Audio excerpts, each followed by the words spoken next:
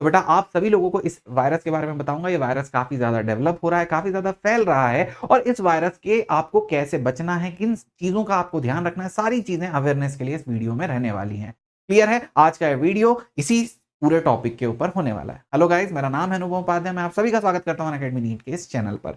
सबसे पहले मैं आपको बता दूं, ये वायरस कुछ इस तरह का आखिरी में दिखने लगता है, जो कि काफी जानलेवा होता है, बहुत जानलेवा है। इस वायरस की शुरुआत कहां से हुई है, तो इस वायरस के बारे में 4 चीज मैं आप लोगों को बताऊंगा। सबसे पहली बात है कि क्या है ये वायरस, इसके बाद इसके बारे में हेल्थ ऑर्गेनाइजेशंस क्या बोल रही हैं, क्या इसका बहुत ज्यादा खतरनाक इंपैक्ट होगा कोरोना जैसा, क्या ये इंडिया में अभी तक आ चुका है, और अगर अगर आ जाता है इंडिया में, हमारे आसपास आ जाता है, तो प्रिवेंशन, सिम्टम और क्योर इसके क्या होने वाले हैं। This video is not just for you, it is for your relative as well. आपके दोस्त, भाई बहन, जिसकी भी आप चिंता करते हैं, आप इस वीडियो को उन लोगों के साथ शेयर कर सकते हैं। मैं वीडियो को ज्यादा बड़ा नहीं रखूंगा, बहुत ज्यादा डिटेल में नहीं जाऊंगा, मैं बस आपको इस वायरस के बारे में जनरल बातें बता देना चाहता हूं। सबसे पहले वायरस को अगर हम कंपेयर करें तो ये क्या है और कोविड 19 से कैसे अलग है। तो कोविड 19 जो वायरस है 2019 में ढूंढा गया था, लेकिन ये जो वायरस है मंकी पॉक्स, ये 1958 में ही ढूंढ लिया गया था। ये सबसे पहले बंदरों में देखा गया था, क्योंकि बंदरों के अंदर एक अजीब सी बीमारी थी जो साइंटिस्ट ने देखी। अब ये बीमारी धीरे धीरे जब वहां के कबीले के लोग, जो वहां की ट्राइब्स थी, वो लोगों के पास जब बंदर रहते थे, तो उनसे ह्यूमन में आ गई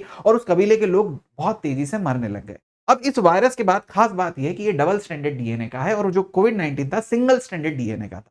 अब इसमें जो एक और बात है कि कोविड 19 के 17 क्लॉट्स थे। अब यहां पर जो इसके क्लॉट्स हैं वो सिर्फ 2 ही क्लॉट्स हैं। अब 2 क्लॉट्स में क्या क्या होता है, क्लॉट्स का मतलब, ये चीज को मैं आपको काफी अच्छे से समझाने के लिए ह्यूमन के क्लॉट्स देखिए कि एक ऑर्गेनाइजेशन की जो इवोल्यूशन साइकिल होती है, उसमें जितने भी ऑर्गेनाइजेशन होते हैं तो वो इसके क्लॉट्स की तरह से होते हैं। ठीक है, अब यहां पर बायोलॉजी वाला टर्म है, आप ज्यादा अच्छे से समझ पाएंगे जो बायोलॉजी के स्टूडेंट हैं। यहां पर देखिए बेटा, this is a kind of clot, कि किस तरह से इवोल्यूशन में कौन कौन अलग अलग तरह के लोग निकले हैं। तो इससे पहले जो प्राइमेट एंसेस्टर था, उनका सबसे स्ट्रॉन्ग कौन निकले?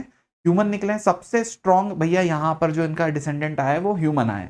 वैसे यहां पर बेटा 2 क्लॉड हैं, 2 क्लॉड में ज्यादा खतरनाक क्लॉड कौन सा है अगर हम इन दोनों चीज को कंपेयर करें, तो यहां पर 2 तरह के क्लॉड है, क्लॉड 1, एक क्लॉड 2। क्लॉड 1 जो है वो एक छोटा सा डेमोक्रेटिक रिपब्लिक ऑफ कॉन्गो के एरिया में ही सिर्फ पाया जा रहा है। बाकी जो क्लॉड 2 है वो बाकी हर जगह, बहुत सारी जगह पर फैल चुका है। तो क्लॉड 1 ज्यादा खतरनाक हुआ है, क्लॉड 2 आप बोलोगे क्लॉड 2 क्योंकि वो ज्यादा जगह पर फैल चुका है, लेकिन क्लॉड 2 काफी समय से फैल रहा है और ये एकदम माइल्ड सिम्टम देता है। लेकिन क्लॉड 1 जो है वो फैलता नहीं, वो उसी एरिया में अभी तक कंसंट्रेटेड था, लेकिन बाहर तक क्लॉड 1 अभी तक फैल नहीं रहा था। लेकिन अब दिक्कत की बात क्यों हो रही, क्योंकि क्लॉड 1 ने भी फैलना शुरू कर दिया और इसके सिम्टम बहुत खतरनाक है। क्लॉड 1 बहुत माइल्ड सिम्टम देता था, कुछ खतरनाक, इसमें डेथ वेथ नहीं होती थी, एकदम जैसे मतलब बहुत लाइट भी नहीं, लेकिन काफी इजीली इस चीज से बचा जा सकता था, तो इतनी ज्यादा खतरनाक बात नहीं थी। अब यहां पर, और क्लॉड 2 काफी फैला हुआ था, तो हमारे अंदर इसके एंटीबॉडीज या हमारे शरीर के अंदर जो इसके लड़ने का तरीका है वो पता हो चुका है हमारे इम्यून सिस्टम को। लेकिन क्लॉड 1 अब अभी तक फैलना शुरू नहीं हुआ था, तो अब फैल रहा है। अब क्लॉड 1 जब फैल रहा है तो भैया बहुत खतरनाक तरह से फैल रहा है। फैलता कैसे? तो ह्यूमन से ह्यूमन तो ट्रांसफर होता ही है। अब ये क्लॉड, ये जो फैलता है, फैलने के अलावा दोनों का फैलने का तरीका एक है, सिम्टम का तरीका एक है, बस क्लॉड 1 ज्यादा खतरनाक है। क्लियर? तो फैलने का तरीका क्या है? Respiratory droplet, body to body contact, body fluid से होता है भैया, और ऑब्जेक्ट से ट्रांसमिशन होता है, जैसे एक ऑब्जेक्ट से दूसरे ऑब्जेक्ट, मदर टू फीटस भी ट्रांसमिशन होता है इसका, फेस टू फेस कांटेक्ट से भी ट्रांसमिशन हो जाता है बेटा, ये एनिमल्स के पास भी जाता है। तो अगर आपको कोई ऐसा एनिमल दिख रहा है जिसके ऊपर बहुत सारे पिंपल्स आ रहे हैं, जिसके ऊपर रैशेज आ रहे हैं, या काफी बीमार एनिमल है, तो उसकी मदद करने के लिए बेटा आप जितना दूर से कर सके उतना दूर से करें, उसके ज्यादा पास जाने की जरूरत नहीं है जब ये इंडिया में आ जाएगा तब। ठीक है बेटा? अब यहां पर क्या क्या ये यहां पर बहुत ज्यादा ही खतरनाक चीज है बेटा। Mpox virus is very deadly. Deadly की अगर बात करूं तो बेटा ये कोविड से 6 टाइम्स ज्यादा डेडली वायरस है। इसका बेटा जो पेनिट्रेशन है, मतलब ये किसी और को जो ज्यादा बीमार कर सकता है, वो भी कोरोना से ज्यादा है, कोविड से ज्यादा है। और अगर इसी से बात करें कि भैया डेडलीनेस, तो ये किलिंग रेट भी इसका, क्लॉड 1 का किलिंग रेट भी बहुत ज्यादा है। क्लॉड 2 काफी माइल्ड है, लेकिन क्लॉड 1 तो काफी तेज किल करता है। इसके बाद अगर बात करेंगे हेल्थ ऑर्गेनाइजेशन क्या कह रही है, तो बेटा डब्ल्यूएचओ जो ऑर्गेनाइजेशन है उसने बोल दिया कि इट इज वेरी सीरियस, है ना बेटा, वेरी वरिंग है, वेरी सीरियस है, क्योंकि अब क्लॉड 1 भी बाहर फैल रहा है। इंडियन ऑर्गेनाइजेशन ने, इंडियन हेल्थ ऑर्गेनाइजेशन ने क्या बोला, इंडियन हेल्थ मिनिस्ट्री ने क्या करा, तो इंडियन हेल्थ मिनिस्ट्री ने अलग अलग स्टेट में जो भी एयरपोर्ट है, जहां पर बड़े इंटरनेशनल एयरपोर्ट हैं, वहां पर ऑर्गेनाइजेशंस को, बड़े हॉस्पिटल्स को बोल दिया है कि आपको इमरजेंसी के लिए तैयार रहना है। आपको इस तरह के केसेस के लिए आइसोलेशन अगर हमें लोगों का करना पड़ा, या फिर हमें बहुत सारे लोगों का टेस्ट करना पड़ा, तो उसके लिए आपको तैयार रहना है। लोगों ने पहले से ही तैयारी शुरू कर दी, अगर यह फैलना बहुत तेजी शुरू कर देता है और इंडिया में आ जाता है। तो अब हमें भी अवेयर रहना है कि अगर इंडिया में आ जाता है तो हमारा पर्सनल अवेयरनेस क्या रहना चाहिए, ठीक है? तो तीसरी चीज़ मैं आपको बताता हूँ, अभी ये इंडिया में आ चुका है, नहीं अभी ये इंडिया में नहीं आ चुका, लेकिन ये यहाँ पर से जो हमारा डेमोक्रेटिक रिपब्लिक था उससे अफ्रीका के अंदर से निकल करके ये अलग-अलग दूसरी जगह में डेवलप होना चुका है। तो इंडिया से बहुत ज़्यादा दूर अभी ये नहीं है, पर अगर आ गया तो हमारे लिए खतरनाक चीज़ हो सकती है और क्या पता इसके और आगे फ्यूचर में वेरिएंट बन जाएँ। काफ़ी सारे वेरिएंट अगर इसके बन गए और वो वेरिएंट जा जाके ह्यूमन बॉडी में, जैसे कोरोना के आए थे भैया, कोरोना के अलग-अलग वेरिएंट आ रहे थे। ये वाला वेरिएंट बहुत खतरनाक था, उसका सिम्पटम बहुत खतरनाक था, किसी की रेंज बहुत ज़्यादा दूर तक जा रही थी। तो ऐसे अलग-अलग इसके क्लॉट्स आने लग गए और वो तेज़ी से डेवलप होने लग गए। लेट्स सपोज़ इंडिया में डेवलप हो गए, लेट्स सपोज़ ये चाइना में डेवलप हो गए, तो ये काफ़ी खतरनाक हो सकता है। तो उस चीज़ के लिए हमें क्या चीज़ पता होनी चाहिए, इसका प्रिवेंशन क्या है, इसका सिम्पटम क्या है, इसका क्योर क्या है? प्रिवेंशन इसका बहुत सिंपल है बेटा। इसके प्रिवेंशन के लिए आपको क्या-क्या करना है, आपको अपने हाथ बहुत प्रॉपर धोने, स्किन टू स्किन कॉन्टैक्ट लोगों से अवॉइड करना है,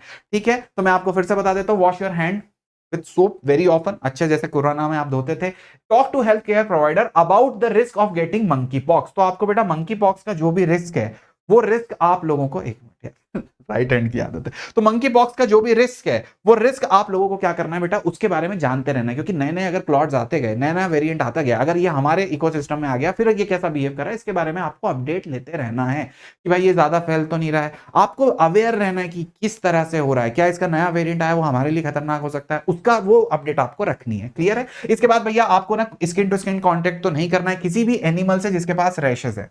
कोई भी ऐसा एनिमल है जिसके पास मंकी पॉक्स है, कोई भी ऐसा क्रिएचर है, उससे नहीं सीधा कांटेक्ट में आना, ठीक है? किस, शेयर यूटेंसिल या फिर उसको टच नहीं करना है। जो एक पर्सन अगर मंकी पॉक्स हो गया है तो ये बात तो आप बिल्कुल अच्छे से समझते हैं, तो नेचुरल ह्यूमन इंस्टिंक्ट है। और इसके बाद टॉवल, बेडशीट, क्लॉथिंग, कोई भी उस इंसान के टच करा हुआ चीज़ आपको नहीं आनी चाहिए। ये उसने टच करा, टच करके आप तक पहुँच गया, आपको भी मंकी पॉक्स हो ही जाएगा। क्लियर है? इसके सिम्पटम अगर आपको गलती से, भगवान ना करे, किसी भी हालत में आपको ना हो, पर इसके सिम्पटम क्या होते हैं ये भी हमें पता होना चाहिए। फीवर, हेडेक, मसल पेन, ठीक है? मसल पेन के बाद चिल्स और एग्ज़ॉशन, ये बहुत नॉर्मल मौसमी बीमार जिसको बोल देते हैं, वो सारे सिम्पटम हैं। लेकिन इसके साथ एक और चीज़ है, लिम्फ नोड की स्वेलिंग। तो मौसमी बीमार वाले सिम्पटम होते हैं कि यार आपको फीवर हो रहा है, थोड़ी बहुत चिल्स आ रहे हैं, हेडेक आ रहा है, मसल पेन आ रहा है।